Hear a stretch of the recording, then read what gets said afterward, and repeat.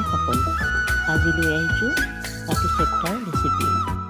আহকচোন কেনেকৈ বনাইছোঁ চাওঁ।